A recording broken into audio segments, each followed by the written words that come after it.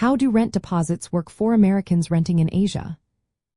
Imagine moving to a new country and finding the perfect apartment, but before you get the keys, you need to understand how the deposit system works. When Americans rent housing in Asia, rent deposits are mainly a security measure for landlords. They protect against unpaid rent or damages to the property. The amount varies depending on the country but generally ranges from 1 to 3 months' rent. Most landlords requiring paying this deposit before moving in. In some places, you pay it when signing the lease, while in others, you might pay a little earlier, like when making an offer or signing a provisional agreement. If you leave the property in good condition at the end of your lease, you usually get the deposit back. But if there are damages or unpaid bills, the landlord can deduct costs from the deposit. In China, for example, a common deposit is 1 to 3 months' rent.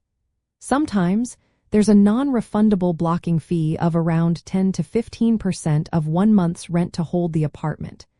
Utilities and maintenance fees are often your responsibility, and lease agreements might ask for proof of visa and residence registration. In Japan, besides the security deposit, tenants often pay what is called key money, which is a non-refundable gift to the landlord.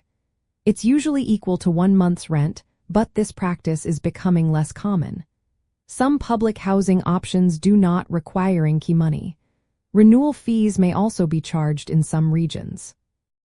Hong Kong typically requires a security deposit of 2 to 3 months' rent. Landlords often ask for an immediate holding deposit and the full security deposit plus the first month's rent before handing over the keys. In Taiwan and Southeast Asia, deposits are usually 1 to 2 months' rent. Negotiations on deposit amounts are sometimes possible, especially in Southeast Asia, where the rental market is more flexible. It's very important for Americans to carefully review lease agreements. Pay attention to refund conditions, damage responsibilities, and notice periods if the landlord needs to reclaim the property. Unexpected events like losing a job or visa issues can affect your deposit refund. In summary, expect to pay 1 to 3 months' rent as a deposit when renting in Asia. Sometimes there are extra fees like key money or blocking fees, depending on the country.